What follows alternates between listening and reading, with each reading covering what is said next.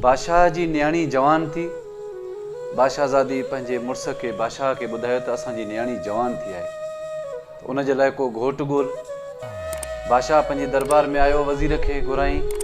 वज़ीर खे चई त मुंहिंजी न्याणीअ जे लाइ हिकिड़ो घोट ॻोल्ह जेको मुतक़ी हुजे, परहेज़गार हुजे, नेक निमाज़ी हुजे, सुठो इंसानु हुजे।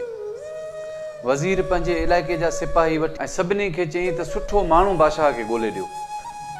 हिकिड़े मस्जिद जे अॻियां सिपाही अची बीठा। चोर बि रुली पिनी हिकिड़ी जॻह तो मोटी आयो, काथे बि हिनजो हथु न लॻो।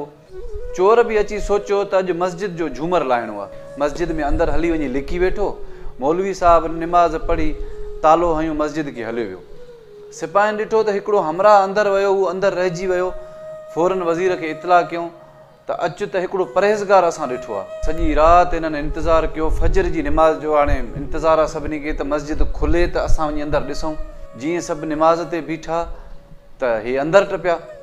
सिपाही, वज़ीर, ॿिया माण्हू जेके सभु उनखे ॾिसण लाइ अंदरि टपिया। माण्हुनि जे विच में उहो बि हिननि खे ॾिसी वरितईं त बाबा हाणे हे मूंखे पकड़ींदा, हिननि मूंखे ॾिसी वरितो आहे। कूड़ा सजदा करणु बीठो। हाणे सभु फजर जी निमाज़ पढ़ी जान छॾाए विया, हे वेठो कूड़ा सजदा पियो करे, जंहिंखे निमाज़ जी ख़बर बि न हुई।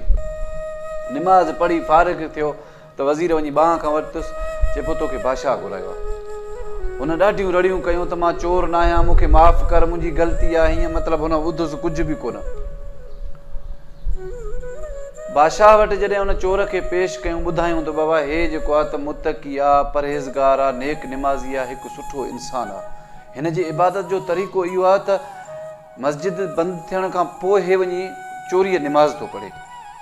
माना हे हिकिड़ो वाज़े सबूत आहे त हिकु सुठो इंसानु आहे। बादशाह सलामत हिनखे ॿुधायो त मां तोखे पंहिंजी न्याणी जो रिश्तो बि ॾियां थो, निकाह बि करायां थो ऐं तोखे अधु बादशाहीअ जो हिसो बि ॾियां थो।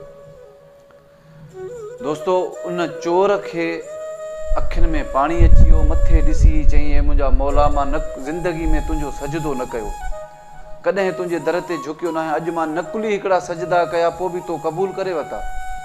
त उन माण्हूअ सॼी ज़िंदगी मस्जिदनि में सजदा कया ऐं उन जे अखियूं हमेशह भरियल हूंदियूं। उनखे अलाह जे ॻाल्हि ते एॾो हिनखे यकीन पइजी वियो त अलाह मुंहिंजा सजदा क़बूल कया। मां सॼो ॾींहुं बदकिरदार, माण्हुनि जो नुक़सानु थो कयां, माण्हुनि जूं चोरियूं थो कयां, परायो हक़ थो खावां। पोइ तारीख़ लिखे पई त इन चोर कॾहिं बि ग़लति कमु न कयो ऐं हर वक़्तु मस्जिद में रहे पियो। उनखे बादशाही जी बि कान कोन हुई। दोस्तो, सुठो इंसानु थियणु अलाह वटि क़बूलियत जूं घड़ियूं हर वक़्तु मौजूदु आहिनि। बसि इंसान जो मन साफ़ु थियणु खपे। अलाह वटि देरि कोन्हे। अगरि मुंहिंजो वीडियो तव्हांखे पसंदि अचे त पंहिंजे दोस्तनि सां ज़रूरु शेयर कजो, पंहिंजी राय खां आगाह कयो। मुंहिंजो फेसबुक पेज शहज़ाद उमरानी ऑफिशियल खे फॉलो कयो। मुंहिंजो यूट्यूब चैनल शहज़ाद उमरानी ऑफिशियल खे सब्सक्राइब कयो।